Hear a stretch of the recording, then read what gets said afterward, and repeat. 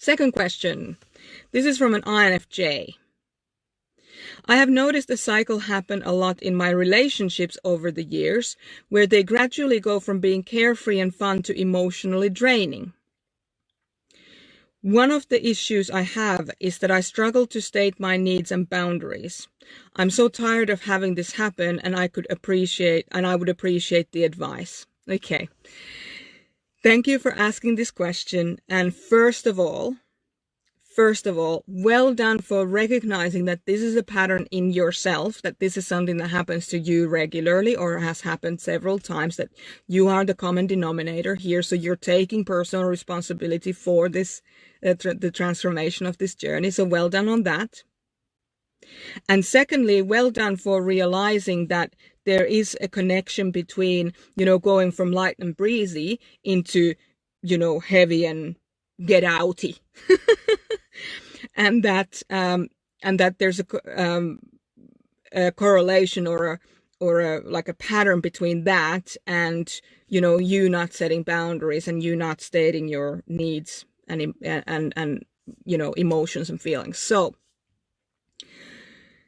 how we go about starting to really move through this is we begin to just learn to set those boundaries. And I wish there was a magic pill that I could just say, here, take this, you'll be fine. But in fact, relationships for INFJs are the learning opportunity to set boundaries the same way as for INFPs, their purpose journey is about discovering their authentic self. Okay?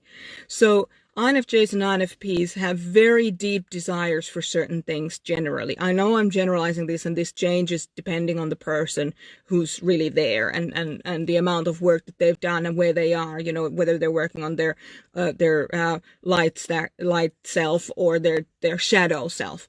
But I don't want to get into that too much right now. Just to answer your question, INFJ's biggest challenge in life is building relationships that are healthy. Okay? Now, generally, I'm generalizing. I get it. Now, having said that, if you're an INFJ and you're struggling with relationships and boundaries and asking for your needs to be met, when you master that, you become unstoppable. Okay? When you master relationships, and what I mean by master is when you become fluent in being in different types of relationships without it jarring you, without it draining you, then there's nothing you can't do in life, because that is your biggest obstacle, our biggest obstacle. Right? So once we master the fluidity in relationships, we can do pretty much whatever we want. So this is our big main thing to overcome. Now, I know that there are INFJs who are saying, oh, I don't have a problem with relationships, and that's fantastic. That's great, and that's good on you. And if you truly have solid relationships at home, solid relationship with your parents, solid relationship with your peers, solid relationships with work, you love being around people, then that is absolutely fantastic. Then I'm really happy to hear that, because it's very unusual. I'm not saying it can't happen. I'm just saying it's unusual. And thank you for, put your hand up so we can all learn from you. But what I would say is that just as for INFJs, this relationship piece is pivotal to who they are and how they can thrive in life. The same is true for INFPs with purpose work and being appreciated and to be appreciated for their authenticity, and that they can live from that place of authenticity without criticism. When you're in that space, you don't need things to go in a certain way. You can just say, hey, this is now the new situation. How am I going to navigate through this? Instead of, these people are doing this to me.